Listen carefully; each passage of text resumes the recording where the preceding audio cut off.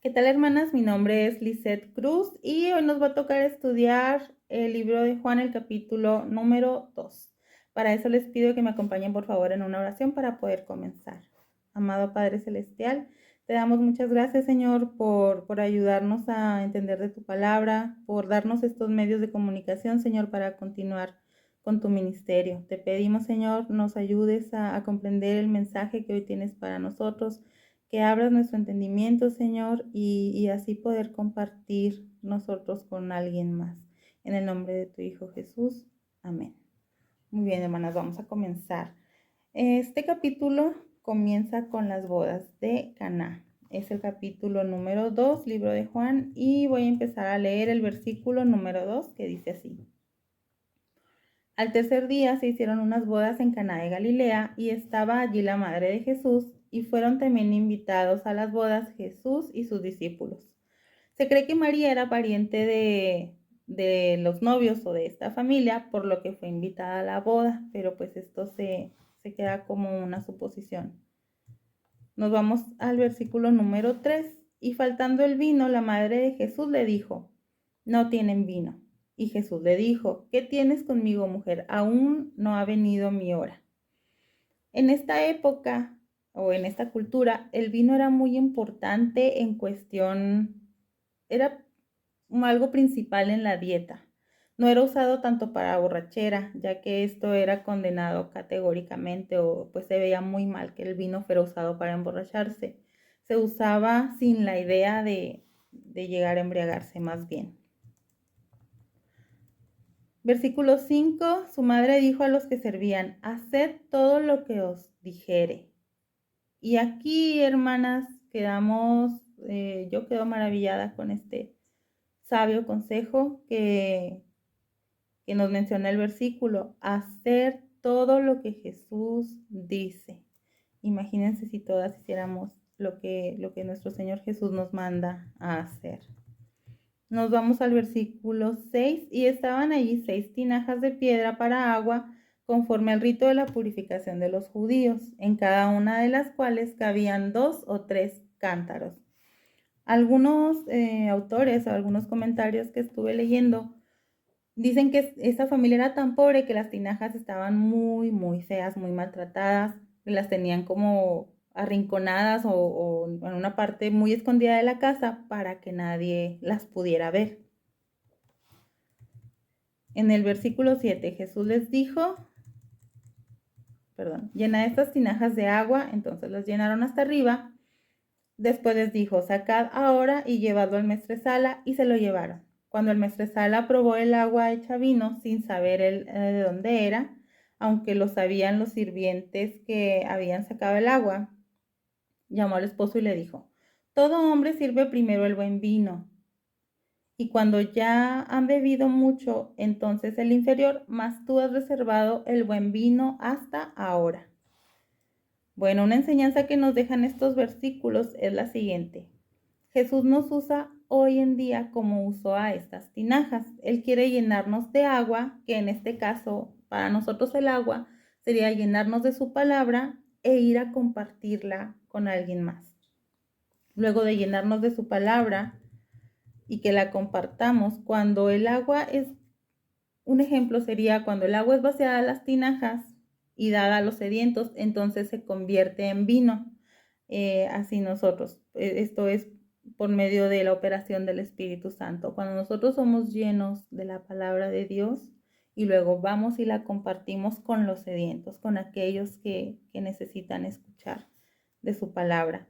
Un ejemplo de esto, hermanos, lo tenemos también en Efesios 5:18, que dice así: y no os embriaguéis de vino, en lo cual hay disolución, mas sed llenos del Espíritu.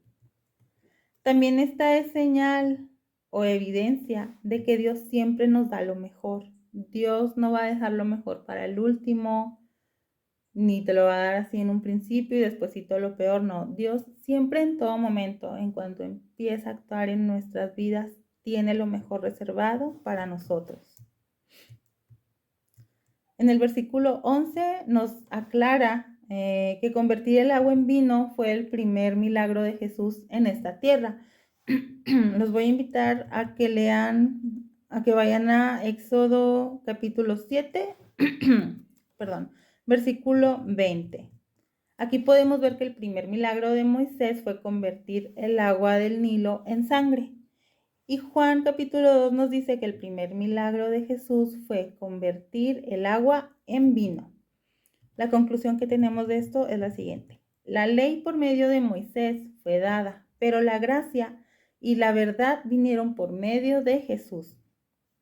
Otro dato interesante es que el Señor Jesús empezó su ministerio en unas bodas, haciendo este milagro de convertir el agua en vino.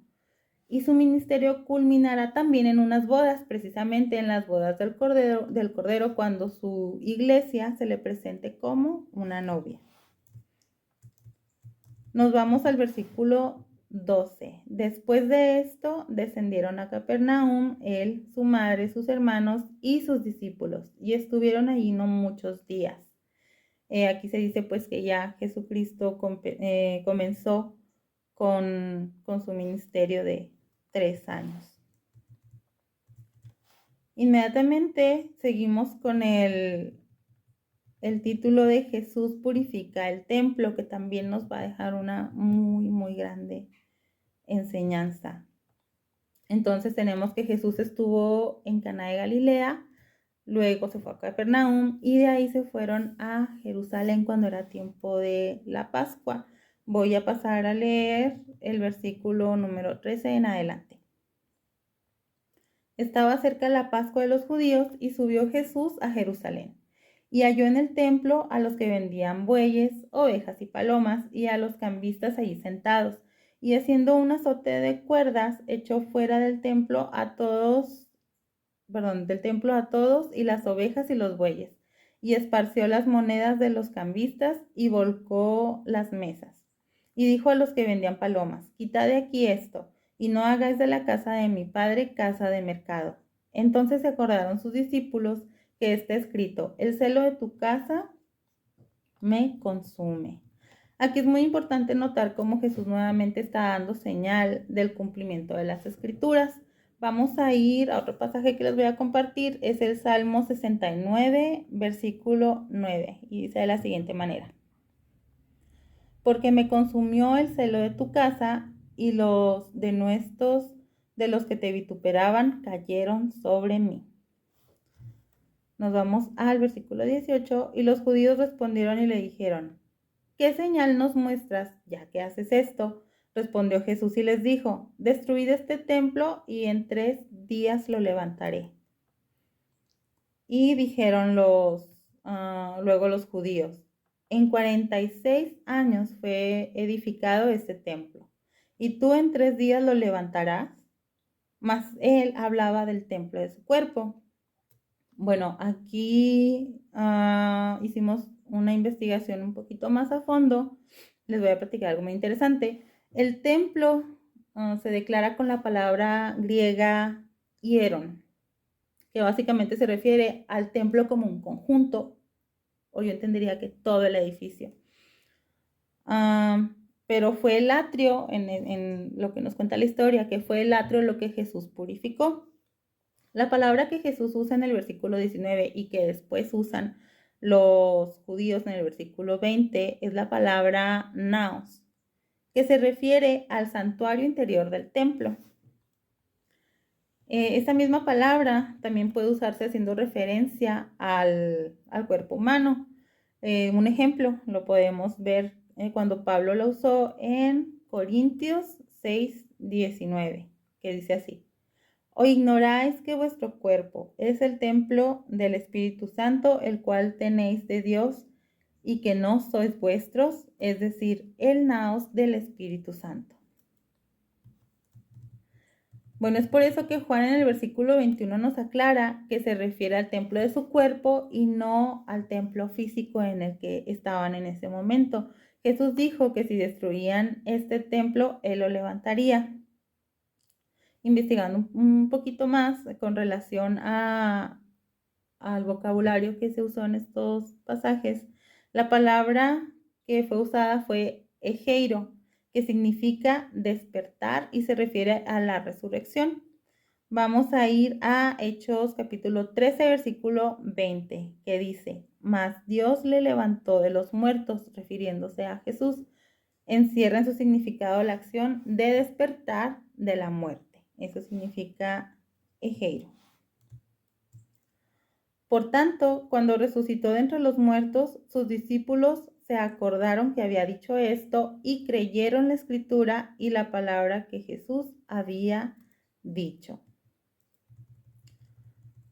Bueno, Cristo volvió a la vida por su poder, por el poder de Dios. Vemos también que a lo largo de estos eventos, Cristo nos da señales de que Él es Dios. Mucho ayuda también a nuestro entendimiento, ir viendo cómo en capítulos o en escritos del Nuevo Testamento al Antiguo, pues se van cumpliendo las escrituras conforme las señales que Jesús nos está dando. El versículo 22 nos dice que sus discípulos creyeron la escritura luego de que Él resucitara de los muertos.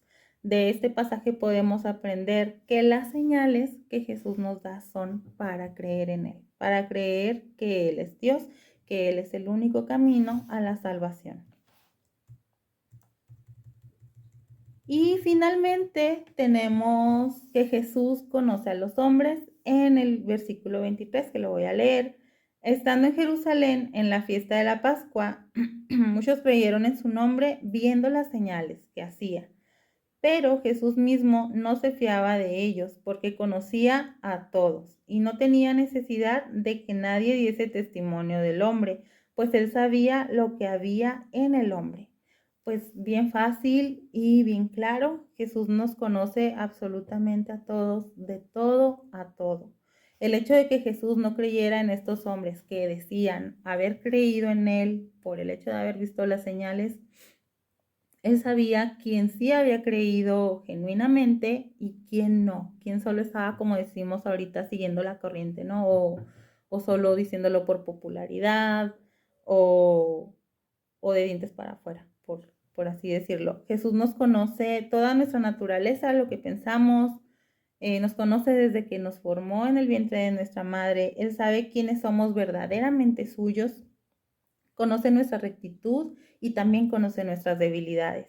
Es por eso que nuestra fe debe ser genuina. Por eso, hermanos, hermanas, las invito a que sigan estudiando la palabra de Dios, que sigan conociendo de Él y sobre todo que se animen también a enseñarle a alguien más.